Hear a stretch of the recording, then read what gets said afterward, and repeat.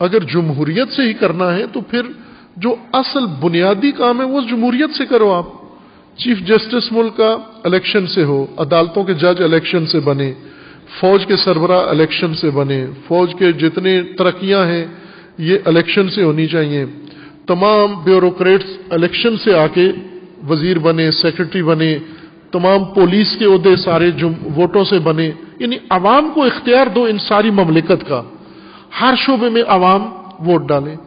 وہاں نہیں دیتے. عوام ایک یونیورسٹی کے چانسلر کے لیے، وائس چانسلر کے لیے عوام ووٹ ڈالیں.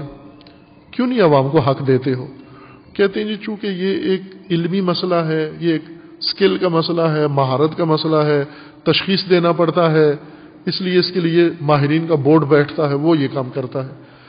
جب آپ ایک یونیورسٹی وائس چانسلر عوام کو حق نہیں دیتے اور ٹھیک کرتے ہو یہ کام، جس دن عوام نے وائس چانسلر انتخاب کرنا شروع کر دیے تو اس دن وہ ان پڑھ گنوار سارے یونیورسٹیوں کے چانسلر بنے ہوں گے. ہر علاقے کا بدماش یونیورسٹی کا بڑا وائس چانسلر بنا ہوا ہوگا. اور یہ درست کام ہے جو عوام کو نہیں دیتے، چونکہ عوام کی صلاحیت کا کام نہیں ہے یہ. تو ملک کا سربراہ، حکومت کا سربراہ، آئین کا رکھوالا، وہ آپ عوام کو دیتے ہو. سب سے بڑا عہدہ، چھوٹے چھوٹے عہدے خود منسوب کرتے ہو. یہ چھوٹے عہدے دو عوام کو. تجربہ کرو کہ گلگت بلتستان کے جتنے چھوٹے عہدے ہیں یہ ووٹوں سے بننے چاہیے، تھانے دار ووٹوں سے بننا چاہیے. بعضوں نے اسلامی جمہوریت نکال لی ہے. خوب اسلام میں جمہوریت ہے، خوب ایک مرجع تقلید بتاؤ جو جمہوریت سے ووٹوں سے بنا ہو.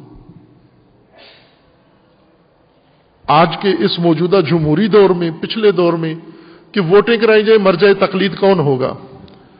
اگر عوام نے کسی کو مرجع تقلید ووٹ دے کے چن لیا، آپ تقلید کریں گے اس کی؟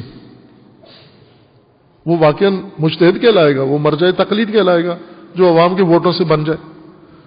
کیوں نہیں بناتے؟ چونکہ اجتہاد ہے، فقاہت ہے، عوام اس کو جانتے نہیں ہے. عوام نے مرجع تقلید چننا نہیں ہے، مرجع تقلید کی تقلید کرنی ہے،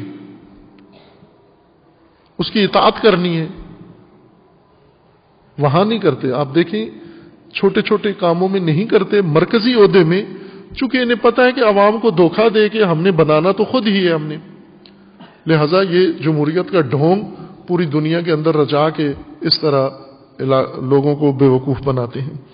شعور جب آئے گا، رشد آئے گی لوگوں کے اندر، انہیں احساس ہوگا وَاعْلَمُوا أَنَّ فِيكُمْ رسول اللہ.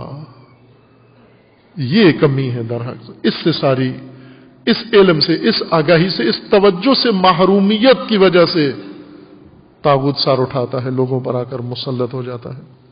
معاویہ کیوں مسلط ہو گیا؟ جب لوگوں کو یہ احساس ختم ہو گیا کہ وَاعْلَمُوا أَنَّ فِيكُمْ رسول اللہ، أَنَّ فِيكُمْ خلیفۃ رسول اللہ، وصی رسول اللہ. أَنَّ فِيكُمْ وصی رسول سے جب غافل ہوئے تو وہ مسلط ہو گیا ان کے اوپر. اور یہ ہے عوام کی دھوکہ کھانے کی کمزوری ہے. ان کو یہ احساس ختم ہو جاتا ہے کہ ہمارے درمیان قرآن ہے یا نہیں، کل عدم قرار دے کر جس در لگائیں، سیٹی بجائیں، اس کے پیچھے چل پڑتے ہیں. ابھی اتنے بھرپور جلسے ساری پارٹیوں کے، اور یہ بھی عجیب ہے کہ حکومت جلسہ کرتی ہے، سارے اس میں شریک ہیں، ایسے لگتا ہے کہ سارے حکومت کے ساتھ ہیں. پیپلز پارٹی کے چیئرمین جلسہ کرتے ہیں، ایسے لگتا ہے سارا بلتستان ان کے ساتھ ہے. اور جب وہ مریم نواز صاحبہ جاتی ہیں، وہ جا کے جلسہ کرتی ہیں، ایسے لگتا ہے سارے بلتی ان کے ساتھ ہیں. اور آخر اس قوم کو بھی تو بتانا چاہیے بالآخر کسی کے ساتھ ہو یا نہیں ہو تم، یا سب کے ساتھ ہو تم. کچھ واضح تو کرو کہ ان میں سے کس کے ساتھ ہو تم.